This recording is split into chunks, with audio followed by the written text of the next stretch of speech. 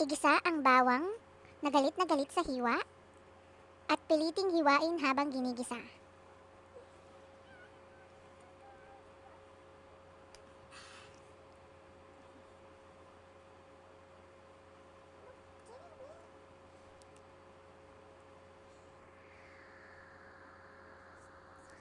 Ilagay ang luya, isama sa paggisa at intayin hanggang mag-golden brown.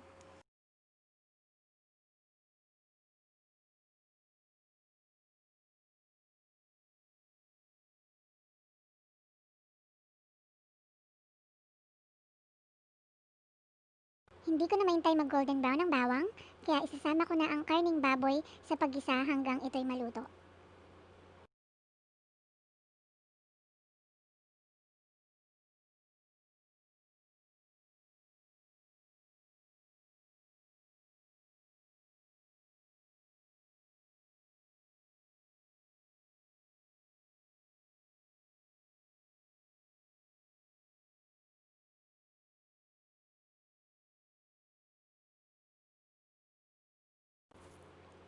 Kung feeling mo malambot na ang karning baboy, pwede mo nang isama sa gisa ang lechon belly na ulam nyo nung nakaraang linggo.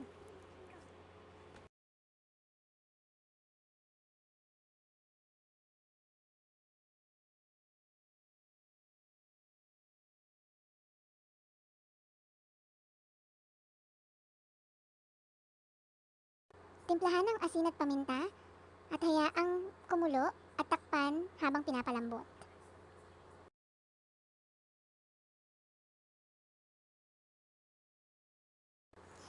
Kung feeling mo uli malambot na ang karning baboy, pwede mo nang ilagay ang dahon ng gabi, isama sa pagkulo at ilagay ang ikalawang piga ng gata.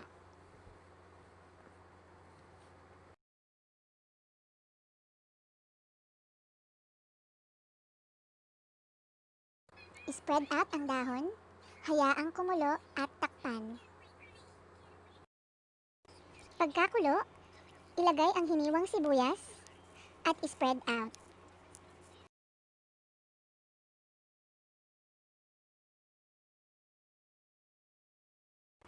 Pagkakulong muli, pwede nang ilagay ang unang pigang ng gata. Ang ginamit ko ay Coco Mama Fresh Gata.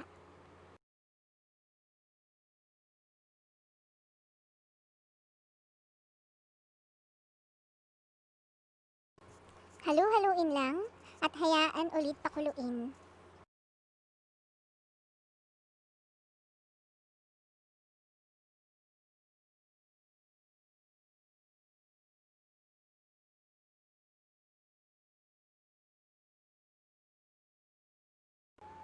Timplahan ng laing ng asin, paminta o ng kung ano-ano man ng naaayon sa iyong panlasa.